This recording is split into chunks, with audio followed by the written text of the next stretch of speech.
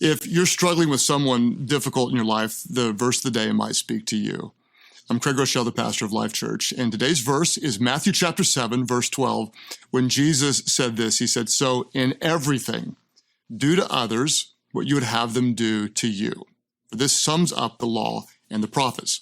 Now, for context, Jesus was wrapping up his longest sermon recorded in the Bible. It's called the Sermon on the Mount, where Jesus taught these very powerful kingdom words about how you should be a disciple, how you're a citizen of the kingdom of heaven and not of this world. And this little portion is often known as the golden rule, where Jesus gave us this massive assignment. Oftentimes, he's specific in what he tells us to do, but here I believe he's generally vague, and he says, in everything. In other words, in every situation, no matter who you encounter, no matter what they do, but in everything, do to them what you would have them do to you. And this isn't easy because some people can be very, very difficult. But we have to remember sometimes we can be difficult as well because we're so vulnerable to what some people call the fundamental attribution error.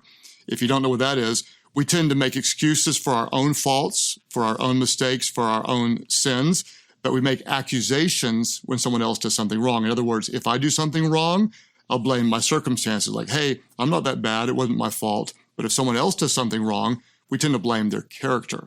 And that may be why Jesus said, hey, no matter what they do, think the best. Give to them what you would want them to give to you. In other words, if you want to have friends, be friendly. If you want to be respected, respect others.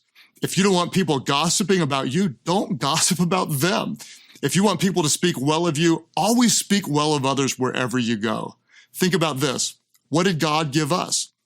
Not what we deserved.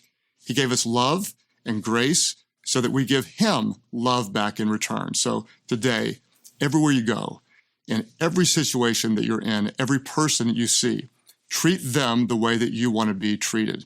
Speak to them the way you want to be spoken to. Love them the way that you want to be loved, and this will fulfill the law and the prophets. One way you can love and honor Jesus today is by loving and honoring people.